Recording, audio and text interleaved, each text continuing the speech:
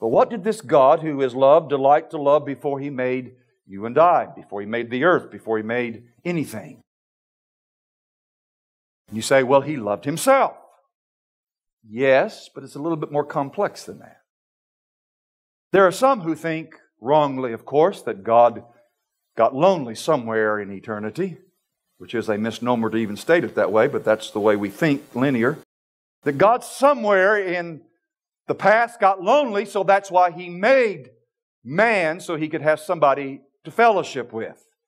But that's not true for at least 3 reasons. Number 1, He probably had already created the angels before He made man, and therefore He had them to fellowship with.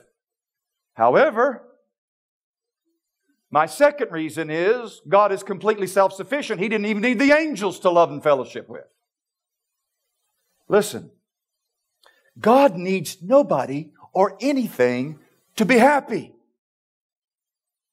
You don't serve God to get God's favor or pleasure because He is most happy in Himself. You're not going to add to that. There's no deficit in God's joy.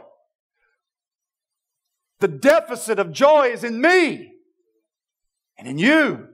There's where deficit of joy is, but not in God.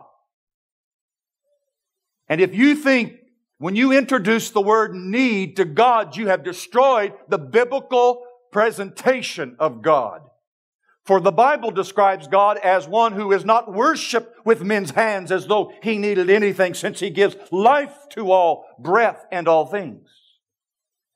Well, you may say to me, but if God is love, didn't He too have a need? The need to love something. That's a good question.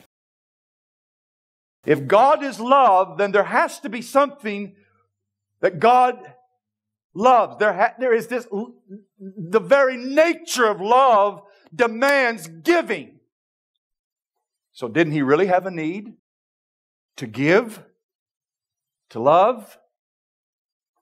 This leads me to my third, and I think the best reason why God was not lonely.